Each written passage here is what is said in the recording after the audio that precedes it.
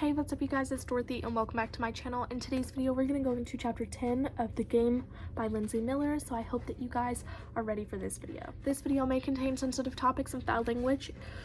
Excuse me, if you do not wish to continue, I suggest you click off the video now. You have been warned. Chapter 10. The game is on, Jim said. It was after school, and Leah and Jim were on a bench next to the parking lot. They looked at the texted screenshot on Jim's phone. The school will punish anyone found playing the game who breaks school rules, but we don't play on school grounds anyways. Someone had sent Jim a screenshot from the PTA Facebook group, and they hadn't bothered to cut out the names of the parents with the most to say. Leah's mom was not happy by the looks of it. Y'all see it? Ben came over to the bench and held up his phone. Look. Hello, assassins. Today we honor a fallen comrade, Abby Asher. She was brilliant. She was bold. She will be missed. She will not be the reason the game is canceled. The game will never be canceled. The game will only end when all the assassins but one are dead. The school has taken an interest in our goings-on of late, and while we will take no part in the donations to the animal shelter, we will not punish those who opt to.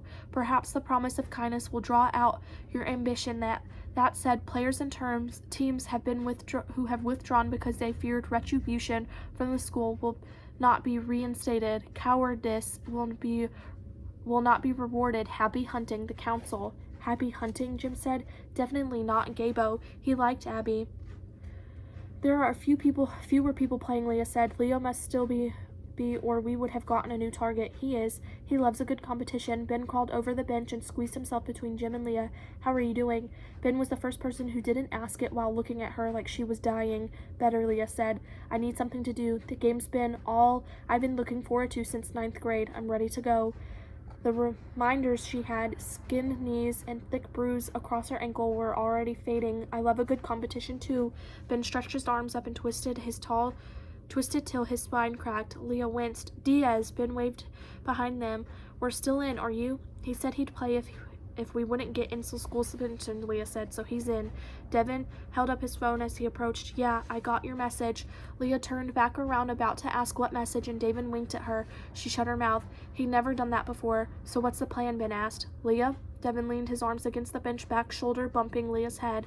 You're the stalker. That makes me sound creepy. Leah reached into her backpack for her journal. Her fingers scraped across the cheap paper and cardboard covers, but the journal was nowhere to be found. Shoot, I left my journal in Miss Christie's class. Want to go back and get it, Jim asked. I don't remember seeing it when we left, but Faith was behind us. I'll text her. Jim typed something a few seconds later, nodded. Faith says she saw it when she left, but forgot it was yours. Miss Christie probably has it now. It's fine, Leah said. It wasn't fine. She had spent months working on it, and Leah's data was in there. I have most of it online, and my name and email are in the journal. Miss Christie won't toss it. Let's just focus on Leo. Leo Lou, Devin said, peering over Leah's shoulder and reading from her phone. Soccer star, best history student, vegetarian. He makes great lentil burgers, Ben said, leaning forward. He has practice tonight, and if we want to get him afterward, he'll be with the other players. They carpool. I have a family dinner tonight, Devin said. Are you good if I catch back up with you tomorrow? Her skin prickled at the brush of his breath past her ear. Sure, just make sure you don't go anywhere alone. From the corner of her eye, Leah saw Jim wink at her. Yeah, he smiled. If I need anyone to accompany me anywhere, I'll message you. I can't do tonight either, Jim said, but I can drop everyone off to make sure none of us get taken out. Leah couldn't stomach referring to the targets as killed, and we're glad they used taken out. Ben and I can see if we can get Leo tonight, and then we can regroup tomorrow if not. Yes, Ben clapped Jim on the back and pulled his hood over his red hair. Think you'll survive if you drive home alone? Jim hummed and stood. Yes, unless they break into my garage. Technically illegal, so they were probably safe. Jim drove Devin home first. They pulled onto his street as his mother was getting home, Dr. Diaz lingering at the door. Leah hadn't seen her at the funeral, but she couldn't remember much of that day anyways. She waved to them. She's anxious because of Abby, Jim said softly. My parents are too. I can't believe yours aren't, Leah. They were worried about her taking too much time off of school, even while telling her she needed to focus on her health.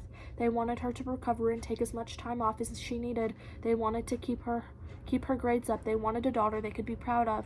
They wanted so much for her, all of it without asking what she wanted. They had never even let her take off school if she was sick in the past. She couldn't believe it would really be okay if she needed more time off now. Ben, Leah said, turning to look at him. Are your parents okay with you being out late? He nodded. As long as I text them where I am and home by 10. I promised to get you home for dinner, Leah smiled. Jim, drop us off at the soccer fields. No. Ben pulled up his phone, squinted, and shook his head. Drop us at the 7-Eleven near them. It's uphill. We can watch from there. They grabbed snacks from the store after Jim dropped them off. Ben piled all of them into his backpack and led Leah to a small tree-filled alley overlooking the soccer fields. There were several well-worn dirt paths cutting through. How'd you know this was up here? Leah asked, settling down with her back to a tree. He sat next to her, pointed to a clear area barely large enough to hide a car. My ex and I used to come here. Cool, Leah said quickly. What do you know about Leo? Enough, Ben laughed. He's dating Ryan, and they're on team together. I'm guessing Shane and Carlos are the other two on the team. They're all faster than you, so don't chase them. Ryan and Carlos are definitely faster than you, and probably faster than me. We'll have to catch Leo when he thinks he's safe, maybe at the gym. He's more of an endurance guy, usually at the back during their past workout lap. I bet we could separate him from the pack. Yeah, maybe. They run around the gym, right? I don't know what to do with that, Leah said. 2 weeks ago, she would have lured him off the path rolled something before him to make him stop, but now she couldn't stomach the idea. Why don't you play soccer? You did when we were kids, and then you swapped to football. Ben offered her some pretzels. I don't know. May's better at soccer. Didn't want to make our dads pick which game to go to, and now our games are different nights. I think my mom would be happier if I played a sport, Leah said, taking a pretzel and breaking it at the joints. If I'm not good at school, I might as well be good at a sport. Didn't your brother play basketball? Ben asked. Leah nodded. Since he was 5. I don't like it though. Yeah, but you did debate and stuff, he said. Don't those count? Only if I want to go to law school, apparently. Since I don't, my parents don't think debate's very useful, Leah said. They figured it was a distraction, so I quit to focus on grades. That hadn't worked, and now she had the same grades and no debate club. She pulled in the binoculars up to her eyes and watched Leo take a water break with some other players. What was the point of her parents paying and helping with loans if she didn't have a plan?